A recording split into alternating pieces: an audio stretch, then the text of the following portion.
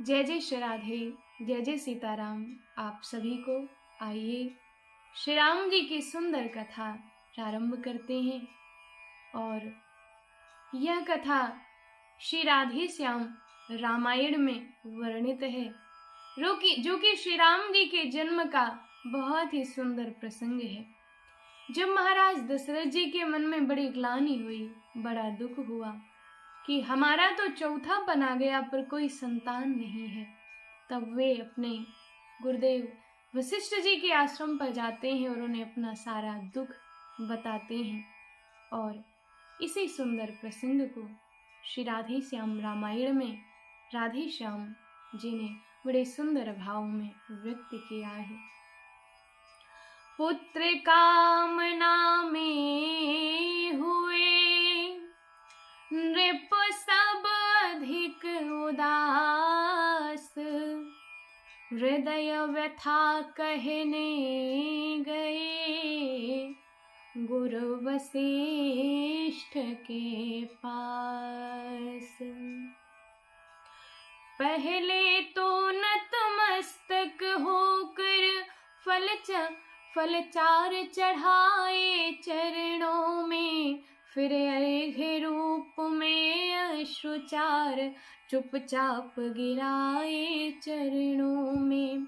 बोले कर चुका विवाह तीन, फिर भी फल उसका मिला नहीं, है चौथापन आने वाला, हृदय कमल अभी तक खिला नहीं।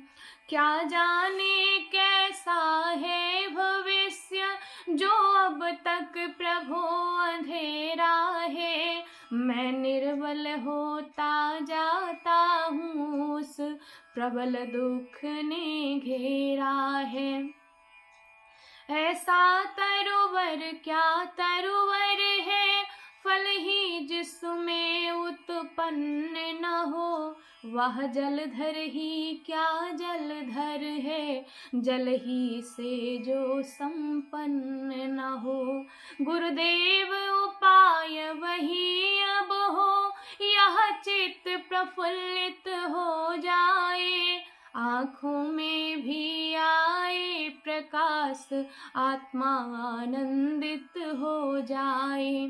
कम से कम एक पुत्र ही हो, जिसमें रघुवंश बढ़े अपना, पितरों को भी तर्पण पहुँचे, आगे को नाम चले अपना। देख शिष्य की विकलता, बोले श्री गुरुराज, ज्ञानवान नरनाथ में इतनी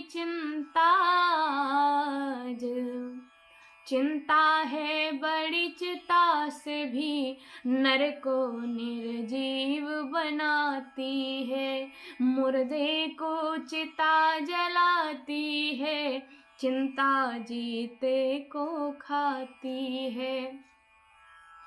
दशरथ जी कहते हैं वशिष्ठ जी से, महाराज यदि आपकी कृपा हो तो बस एक ही पुत्र हो जाए, परंतु कुपुत्र नहीं चाहिए। हो जाए कुपुत्र कहीं तो वह गृह को शमशान बनाता है, राजेंद्र व्यर्थ है यह विचार, बेटा कब वंश चलाता है।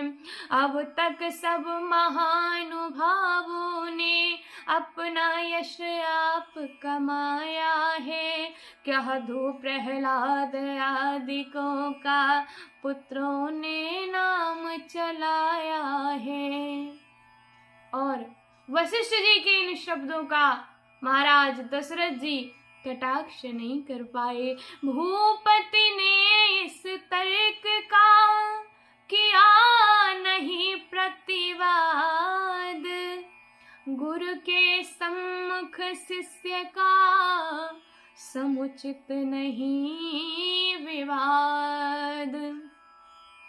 जैसी आज्ञा हो यही कहा, पकड़े ही रहे चरण गुरु के। मानो अपना सारा भविष्य कर दिया आज अर्पण गुरु के। गुरुवर ने तब यह शब्द कहे, अच्छा यह दुख दमन कर दो। इस घबराहट से चिंता का यत्नों से परिवर्तन कर दो। इच्छा है अगर पुत्र ही की पुत्रेष्टि यज्ञ संविधान करो। पाओगे 4 पुत्र राजन, भगवान विष्णु का ध्यान करो। पुत्रेष्टि यज्ञ के विशेषज्ञ श्रृंगी ऋषि को बुलवाना है। वे मान्य तुम्हारे होते हैं, उनको आचार्य बनाना है। गुरुवर का आदेश सुन मुदित उठे महिपाल। आज्ञा यज्ञ प्रबंध की आकर दी तत्काल। श्रृंगी ऋषि आए यथा समय। सानंद वरण स्वीकार किया, मानो अथर्व ने हो सदेह आरंभ यज्ञ उपचार किया। पूर्णाहुति का जब दिन आया, ऋषिगण ने आशीर्वाद दिया। हो अग्निदेव ने स्वयं प्रकट, निज कर से खीर प्रसाद दिया। बोले मेरे द्वारा पायस चतुरानन ने भिजवाया है। यज्ञेश्वर विष्णु चतुर्भुज का प्रस्थान रूप आया है। अवलोक अलौकिक चमत्कार, दशरथ को परमानंद हुआ। गुरु भक्ति दुचंद बढ़ी मन में, प्राणों में सुख चौचंद हुआ। पूर्ण हो गया यज्ञ जब इस प्रकार सहलाद, राजा महलों को चले लेकर हव्य प्रसाद। पटरानी कौशल्या जी को जाते ही आधा भाग दिया, उसका आधा कैकेयी को फिर वही सहित अनुराग दिया। शेषांग हुआ आधा आधा, जिसको कि ले लिया दोनों ने। तीसरी सुमित्रा रानी को सानंद दे दिया दोनों ने। हवि के बंटते ही महलों में लोकोत्तर एक प्रकाश हुआ। मानो जग को सूचना मिली, संकट रजनी का नाश हुआ। प्रगटा वह तेज रानियों में, जो नेत्र ज्योति का दाता है। खिल उठा अचानक सूर्यवंश, अब सूर्यवंश में आता है।